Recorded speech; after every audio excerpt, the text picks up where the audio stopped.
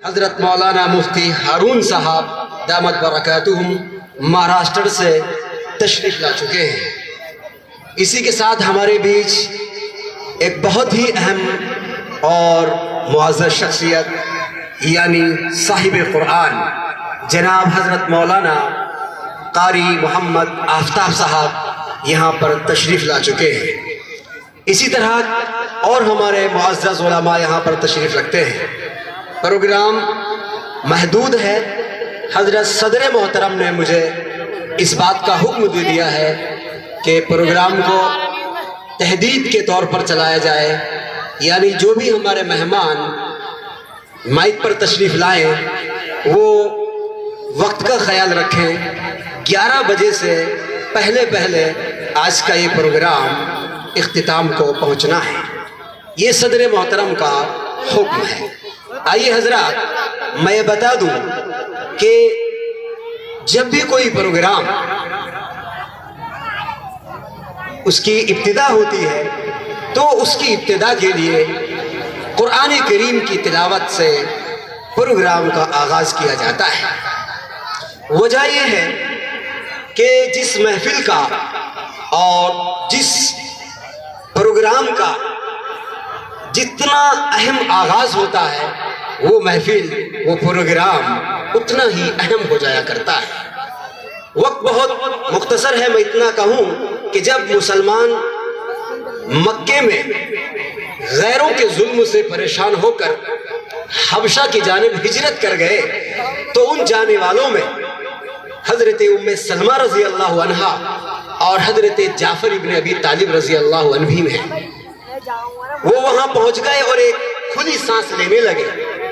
ادھر سے غیروں کو معلوم پڑا کہ مسلمان یہاں سے بھاگ کر کے مکے سے اور حبشہ جا چکے ہیں۔ انہوں نے یہ سازش تیار کی کہ کچھ ہدایے تیار کیے جائیں اور نجاشی بادشاہ کو پیش کر دیے جائیں تاکہ وہ ہمارے بھاگنے والوں کو ہمارے حوالے کر دے۔ ان جانے والوں میں سے 2 لوگوں کی تشخیص ہوئی، یعنی عمرو بن العاص اور عبداللہ ابن ربیعہ۔ اس وقت تک یہ مسلمان نہیں تھے۔ یہ جلود یعنی کھال لے کر کے حبشہ کی جانب روانہ ہو گئے اور وہاں کے پادریوں کو جا کر کے انہوں نے ان کے دربار میں کھالیں تقسیم کی اور اس کے بعد کہا کہ ہمارے شہر کے کچھ بھگوڑے لوگ بھاگ کر کے یہاں آ گئے ہیں، اگر ہو سکے تو بادشاہ سے ہم تک انہیں حوالے کرا دو، ہماری اس میں مدد کرنا۔ اس کے بعد وہ ہدیے انہوں نے بادشاہ کو بھی پیش کیے اور اس کے بعد انہوں نے اپنی وہ گزارش رکھی، کہا ہمارے چند لوگ ہیں جو مکے سے بھاگ کر کے آپ کی سرزمین میں پناہ لے چکے ہیں، ان کے بارے میں آپ نہیں جانتے ہیں، ہم زیادہ جانتے ہیں حضور، آپ انہیں ہمارے حوالے کر دیے اور ان سے کچھ سنیے گا نا۔ ان پادریوں نے بھی وہی وکالت کی، اس لیے کہ ان کو ہدیہ پہلے ہی مل چکا تھا، لیکن بادشاہ سمجھدار تھا۔ نجاشی بادشاہ نے کہا نہیں، جن لوگوں نے دنیا کو چھوڑ کر مجھے پسند کیا، میرے ملک میں آنا چاہا، میرا پڑوسی ہونا چاہا، ان کی سنے بغیر تمہارے حوالے کر دوں، یہ کیسے ہو سکتا ہے؟ انہوں نے کہا ان کو بلایا جائے، وہ آئے۔ اس کے بعد حضرت جعفر نے کہا اللہ کی جماعت اندر آنا چاہتی ہے، تو بادشاہ نے کہا یہ بات دوبارہ کہو۔ انہوں نے پھر کہا اللہ کی جماعت اندر آنا چاہتی ہے، کہا ٹھیک ہے آپ آئیے، تم اللہ کی امان اور حفظ میں ہو۔ وہ آ گئے اور اس کے بعد کہا کہ یہ لوگ تمہیں لینے آئے ہیں، کچھ کہنا چاہتے ہو؟ تو حضرت جعفر نے کہا حضور آپ ان سے پوچھ لیجئے کیا ہم ان کے غلام ہیں جو یہ ہمیں لینے آئے ہیں، یا ہم نے ان کا کوئی مال ہڑپ لیا ہے جو ہم سے لینے آئے ہیں، یا ہم قاتل ہیں، کس بنیاد پر؟ بہرحال وہ مجلس ختم ہو گئی اور انہوں نے کہا ہم اللہ کو مانتے ہیں، ہمارے بیچ ایک رسول ہیں جو ہمیں گناہوں سے روک کر کے ہمیں قرآن کریم سناتے ہیں۔ بادشاہ نے کہا کیا ہے وہ قرآن؟ تو حضرت جعفر ابن ابی طالب رضی اللہ عنہ نے کچھ سورہ روم کی آیات تلاوت کی اور سورہ عنکبوت بھی پڑھی اور اس کے ساتھ سورہ مریم کی آیت بھی پڑھی۔ حضرت جعفر یہ آیت پڑھ رہے ہیں اور نجاشی کی آنکھوں سے آنسو بہ رہا اور اتنے آنسو بہ رہے ہیں کہ اس کی داڑھی تر ہو گئی اور اس کے کپڑے بھی پورے تر ہو گئے۔